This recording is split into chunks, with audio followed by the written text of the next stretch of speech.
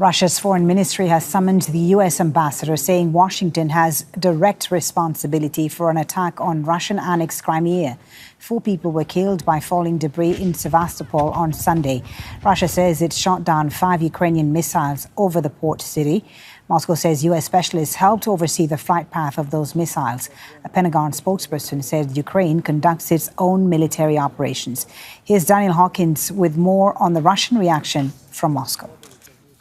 We've also had reaction from Sergei Lavrov, Russian foreign minister, who said there is no doubt in the involvement of the United States in what he describes as a terrorist attack in Crimea. Prime Minister Mishustin, in a meeting with Russian officials, also drew parallels just earlier today between what happened in Dagestan and Crimea, again describing both as terrorist acts.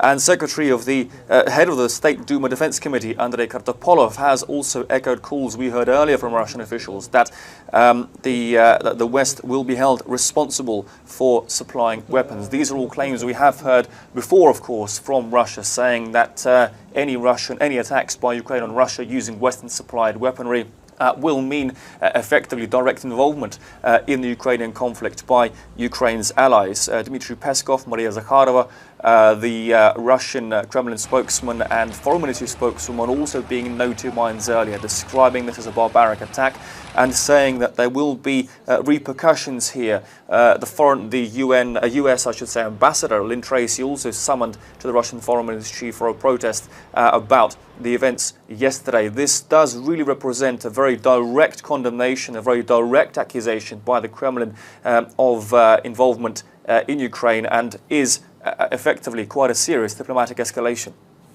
And here now is our White House correspondent Kimberly Halkett with the U.S. response.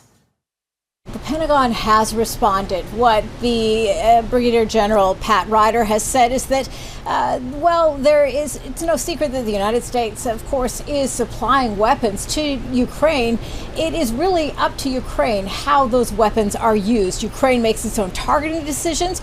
Ukraine conducts its own military operations. Now, having said that, we should point out that about 3 weeks ago, almost a month ago, the president, the commander-in-chief of the U.S. military, Joe Biden, did relax the restrictions surrounding how those weapons are used. For example, previously there were tight restrictions, and now, for example, the weaponry can be used to take out a Russian plane in Russian airspace if it's about to fire in Ukrainian airspace. So this is significant. The other big significant change that has taken place in just the last week is the fact that now they are prioritizing deliveries to Ukraine over other nations. We have just gotten a response from the National Security Council as well with regard to the shrapnel from missile strikes that killed civilians. What the National Security Council is saying that any loss of civilian life is a tragedy, and that includes thousands of innocent Ukrainians who have been killed by Russian forces. Well, for more on this, let's now speak to Alexandre Vautravers, who's editor-in-chief of the Swiss Military Review and is joining us from Geneva. Thank you for being with us, Alexandre. So the Russian Defense Ministry saying the missiles used by Ukraine were U.S.-supplied armed tactical missile systems programmed by U.S. specialists. What more, first of all, can you tell us about these weapons? And could they have been programmed and guided by U.S. technicians, as the Russians claim? First of all, there's no doubt that these weapons have been supplied by the United States of America. These ATACMS missiles have only been in use in the United States Army and armed forces. With regards to direct involvement of the United States of America, well, let's put it this way: any weapon system that is using GPS technically, indirectly, is using U.S. Data, and this eventually will also have to include some Russian-manufactured weapons that have been used in this war. And with regards, finally, to your question, where with regards to technicians, U.S. technicians programming the weapons, this is highly unlikely. Okay, so the missiles, you say, were probably guided by U.S. satellites. Is it clear what they were aimed at before they landed on the beach? That's not exactly what I said. What I said is they use U.S. data because they use global positioning system. Now, with regards could they have to used U.S. satellites? Yes, and I'm sure that anyone who is listening to this program and using his or her car is also using U.S. data in this regard.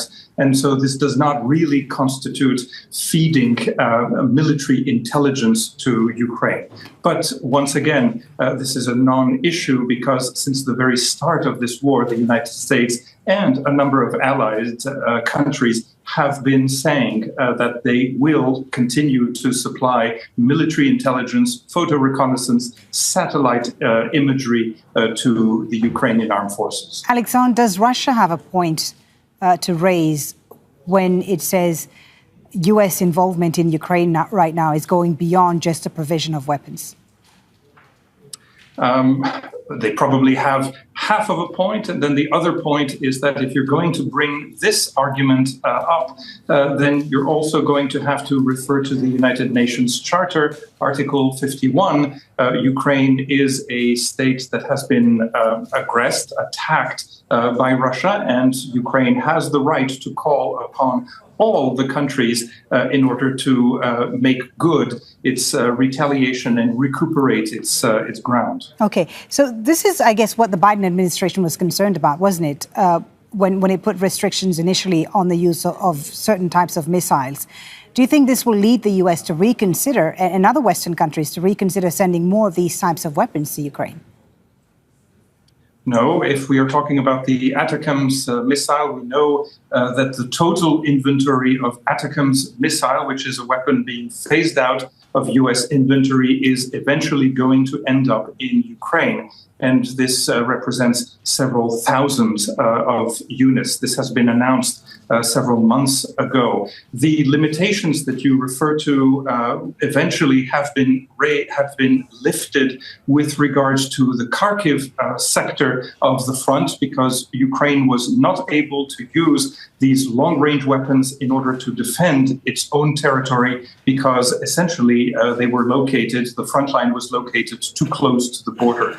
With regards to Crimea, this has long been a non-issue because the United States has never had an issue of Ukraine using U.S. or allied supplied weapons in order to recuperate its own soil, and that includes the particular Crimean Peninsula. Interesting to hear that. Now, Moscow is threatening consequences today. How do you think they might respond, the Russians?